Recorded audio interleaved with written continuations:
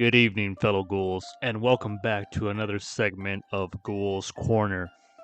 With it's just me, Ghoul, in this corner all alone, sad and lonely. But hopefully, Shield will let me out of this corner and let me be by his side on the next segment. But for now, I'm still grounded, all alone.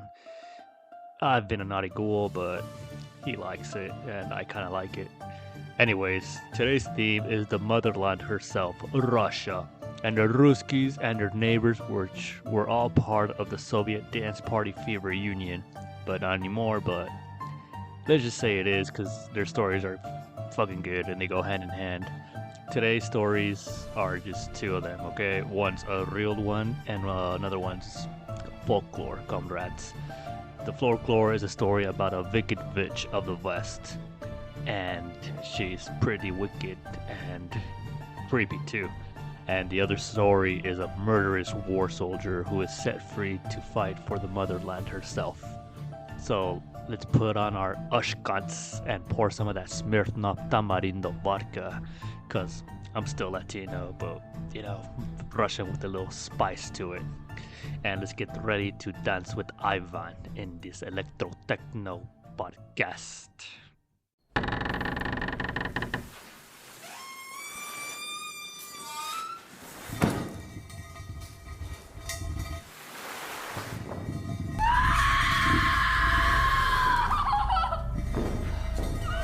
You didn't let me finish my sentence. I said, I'm not gonna hurt you.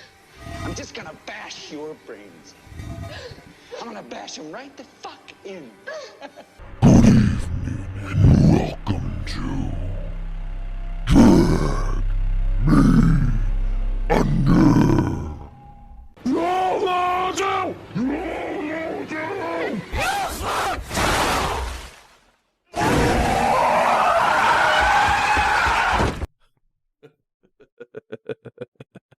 Okay, comrades, so let's get down to today's first story on Ghoul's Corner.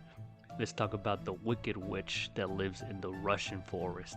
I am talking about the folklore legend, the Baba Yaga. Although she has a funny name and makes me giggle, she is not funny, dudes, and she won't even laugh at my jokes, which are hilarious because I know you guys love them. But anyways, the Baba Yaga, as ambiguous as she is hideous, the Baba Yaga is an anomaly. In Slavic folklore, the Baba Yaga is both a maternal, Mother Nature figure and an evil villain who kidnaps and eats children. Sounds like a catch to me, guys. So any single dudes out there, you might want to hit her up. Numerous tales of her portray her as a harbinger of transformation, possessing the power to either assist or obstruct those who she chances upon, and eating those who fail to satisfy her demands. Oh, that's a real catch, like I said. An alternative wicked witch from Russia and Slavic legends, the Baba Yaga is depicted as flying through the forest with a giant mortar and pestle, which I didn't know what that was, so I had to look it up, and pretty much reminds me of that stone cup and that stone that you used to make guacamole with. So she might have some Latina in her, and she might want to share some of my Smirnoff tamarindo spiced vodka, which is muy caliente. But I doubt it. So the story of the Baba Yaga was first recorded in writings back in 1755, though legends about her are appeared far earlier and can be evidenced in artworks from at least the 17th century. Damn, she old. So in Russian tales, the Baba Yaga is portrayed as a hag who flies through the air in a mortar, using the pestle as a rudder and sweeping away the tracks behind her with a broom made out of silver birch. Like, where the hell does this chick find silver in the middle of the woods? But okay, stories about the Baba Yaga are abound, with most of them taking place in her hut located deep in the woods. And to make this story even more eerie and creepy, legend has it that her hut is surrounded by a fence made out of human bones, and are often all have skulls on top of them, all except one, which is a warning that she threatens to place the next person's skull on top of it if they dare enter her hut or anywhere near. And to make matters even more weird, her house stands on some magical chicken legs with a rooster's head on top, which kind of cancels out the creepy and just sounds hilarious. Sounds like, I don't know, a kid's cartoon, dude. Imagine being high and walking to a giant chicken in the middle of the woods. Isn't there a movie about that? I don't know, dudes. Anyways, also the keyhole on her front door is a mouth filled with sharp teeth. Can you imagine like sticking your finger in that keyhole or sticking something else? Ouch. And in other legends, the house does not reveal the door until it's told a magical phrase, like abracadabra or hocus pocus. I don't know, but the real phrase is "Turn your back to the forest, your front to me," which does not sound catchy as like the others I mentioned, but I don't know, dude. Maybe in Russian it sounds a lot funnier or catchier at least, but I guess that's how the legend goes. Tales about the Baba Yaga usually recount that heroes daring to enter her humble hut will find her draped across her cooking stove. This enormous stove is described as reaching from one side of the hut to the other, emphasizing her size and her magical powers.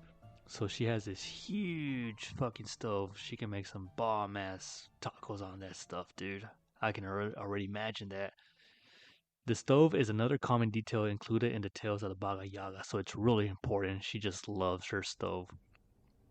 But apparently, she makes tacos, but these tacos are made out of her victims, where she cooks and eats them. And despite her ambiguous appetite, the Baba Yaga is always portrayed as a skinny and bony old lady. So I don't know. She has a really, really quick metabolism, or what does she do with the meat, dudes? Because she's always hungry. While it seems that the Baba Yaga never initiates any confrontation, as she only reacts when someone ventures into her hut. I mean, I will overreact too if there's people banging and breaking into my house all the time. I mean, the lady just wants her privacy, dude. Just leave her the fuck alone. Yet, regardless of her questionable ethics, she remains true to her word and keeps whatever promise she makes to the hero who triumphantly completes her assigned tasks. So, I mean, she sounds pretty cool, dude. Just do whatever she tells you and she'll just give you what she promised and leave you the fuck alone. So what's the problem? The Baba Yaga is sometimes shown as an antagonist and sometimes as a source of guidance. I'm telling you, she's pretty cool, just bad reputation. But there's stories where she helps people in their quest, and there's stories where she kidnaps children and threatens to eat them. Seeking out her aid is usually portrayed as a dangerous act. So like, if you're desperate, go find the old witch in the woods. If not, just get a loan shark or just ask your uncle for a favor. The eerie and unpredictable nature of the Baba Yaga only adds to the gripping mystery of her character, making her encounters with Slavic heroes all the more thrilling and unpredictable. I mean, she kind of reminds me of that one witch from the, what do you call it? Hansel and Gretel. Yeah, that's it. She reminds me of that witch. Or the witch from The Simpsons, which, kind of think of it, it's also Hansel and Gretel. You know, she'll fatten you up and then she'll eat you. So maybe it's a similar, just, different regions. But, she's a good mood. She'll help you out. She'll give you directions. She'll give you some change for the bus. But you could catch her in a bad mood. She'll kidnap your kids and eat them.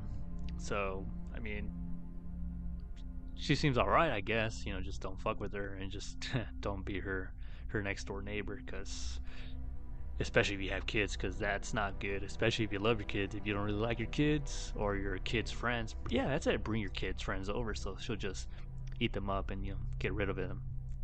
Little tip from Google there.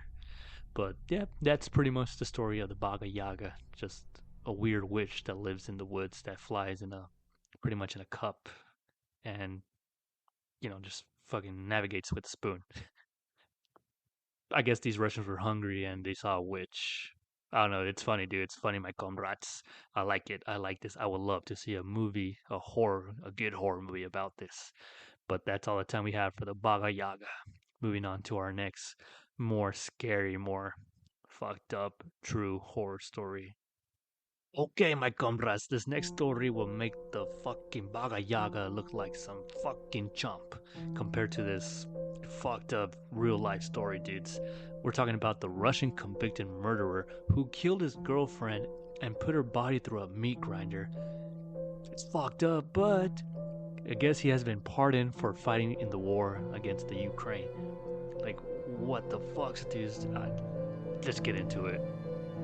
So, Dmitry Zelensky, age 41 as of, saying this, is a Chechen war veteran from the Perm region. Apparently, he strangled to death his 27-year-old girlfriend, Tatiana Melekina. I guess so. I'm not good in Russian. Apparently, he strangled her with his bare hands back in 2018 and then attempted to cover up the horrific crime by cutting up her body and turning it into mince meat, sticking it through a meat grinder and making some patties. It's like, dude, what the fuck? I think this guy heard the story about that hamburger baby. And if you guys haven't heard about the hamburger baby, it's allegedly like an urban legend in the deep web about two dudes with a baby and a meat grinder, and you know exactly what it is. Little baby's making hamburgers using his hands, his legs, and everything, dude. It's fucked up. I don't know if it exists, but I do not want to know.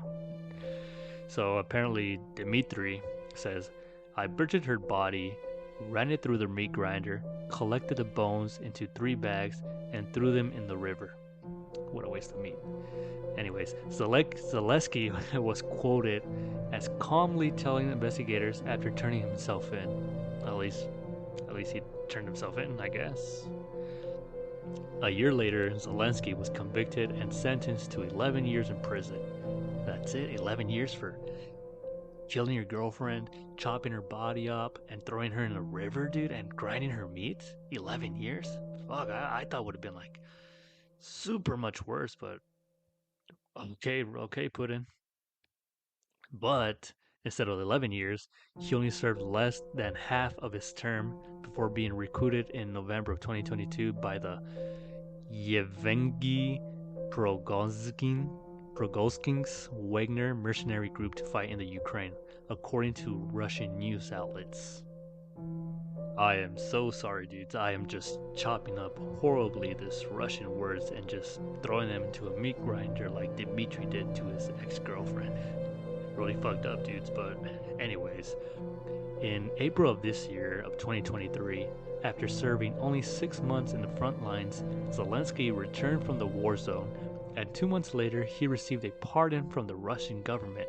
Like Putin said, okay, let bygones be bygones. We all have our, dark moments, so it's all good, comrade. Like, dude, what the fuck, dude? Even his mom, Galina Zelenskaya, said that she believes that her son's pardon was well deserved because he has shown remorse for his actions. Like, nah, dude, fuck no. Imagine if that was her daughter getting chopped up and thrown into a meat grinder. I don't think she'd be cool with it. Like, oh, okay, after like a year or two, just let bygones be bygones. I don't know how these Russians are thinking, dude, but I think it's pretty fucked up.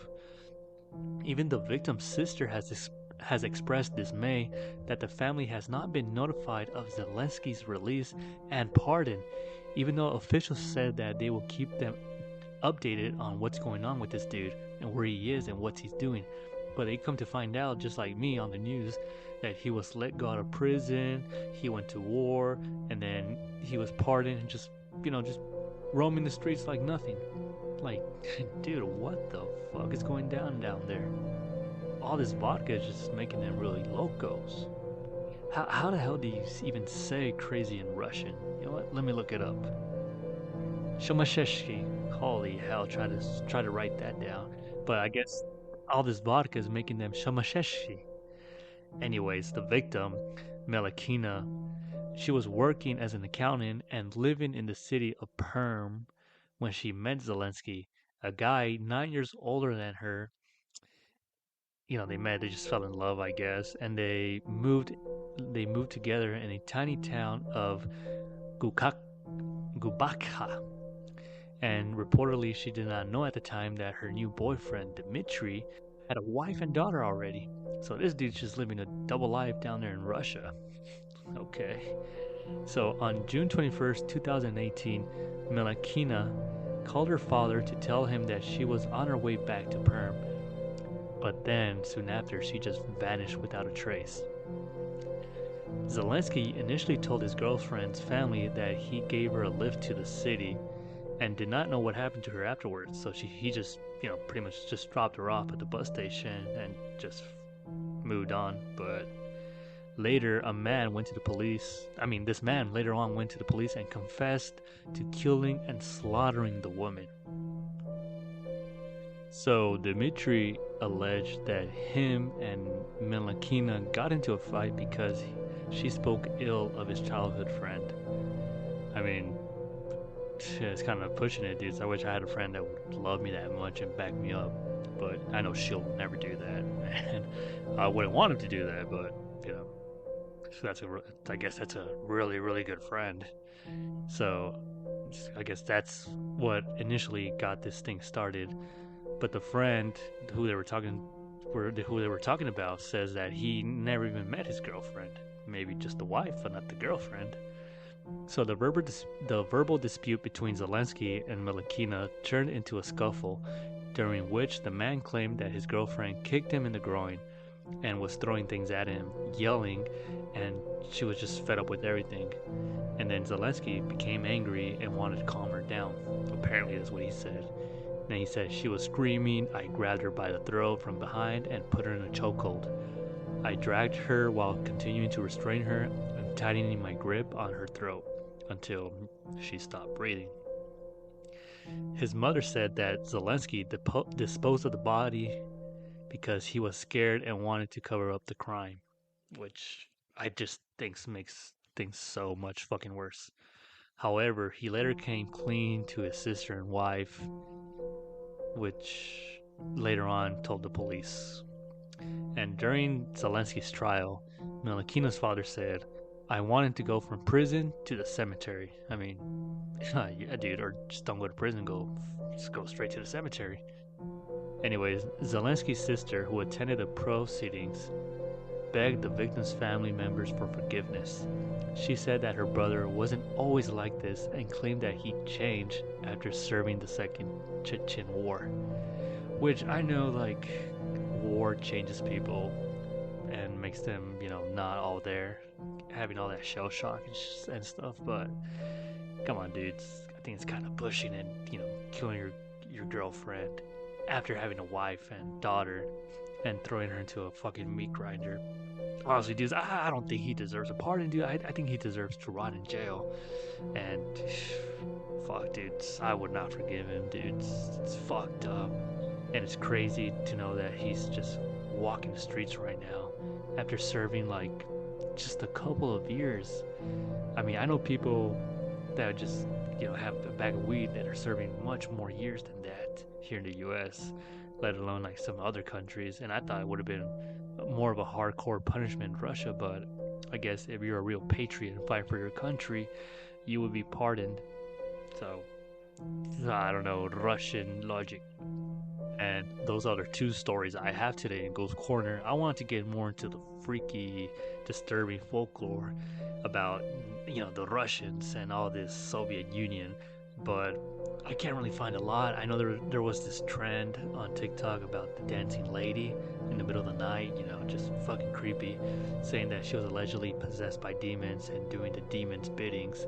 But that was all just a trend. It was all made up. There's no lore, there's no folklore, there's nothing really deep about this. So I said just fucking brush it off and talk about the man who killed and murdered and butchered up his secret Guma, his lover.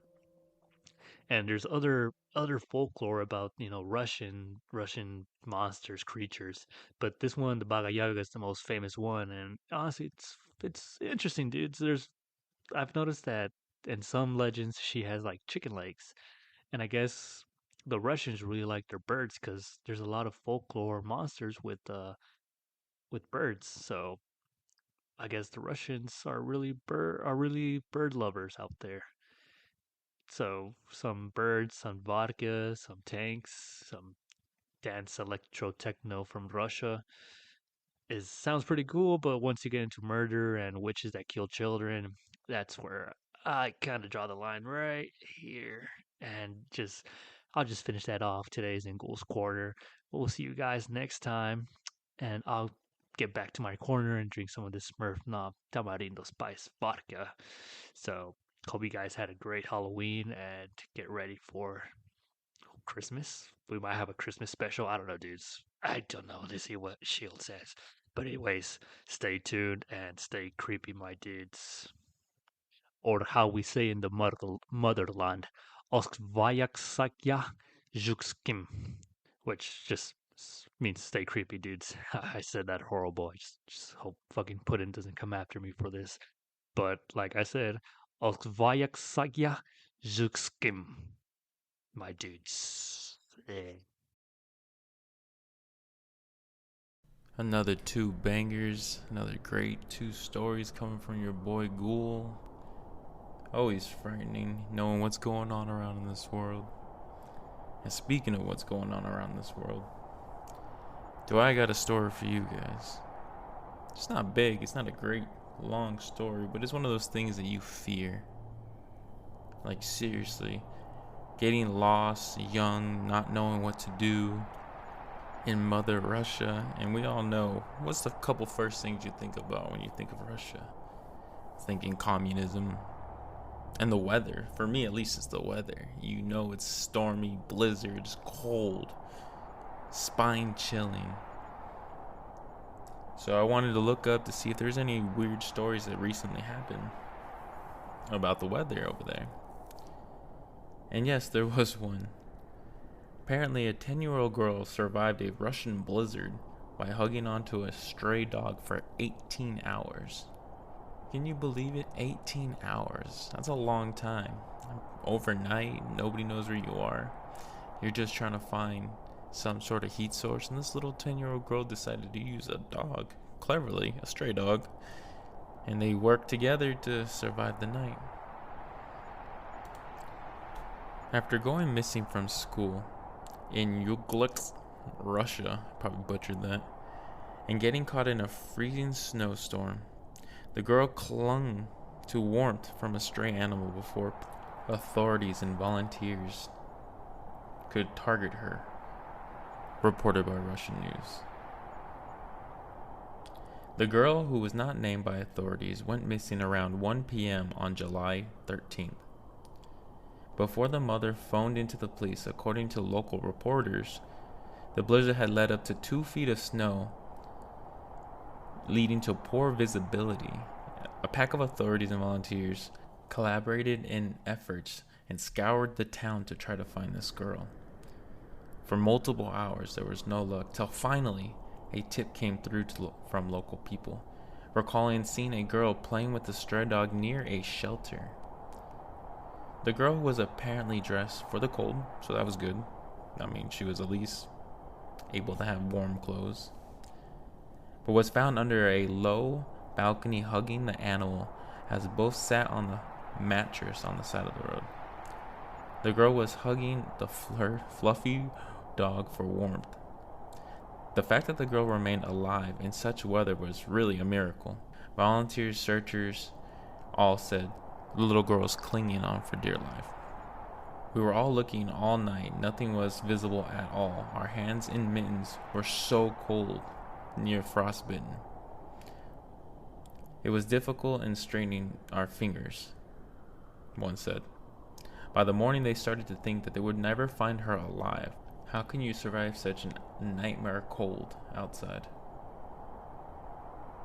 But after the end, they found her clinging onto the dog, and she was safely returned home with minor injuries. The power of love right there, that's what I gotta say. But those stormy winter nights are no joke.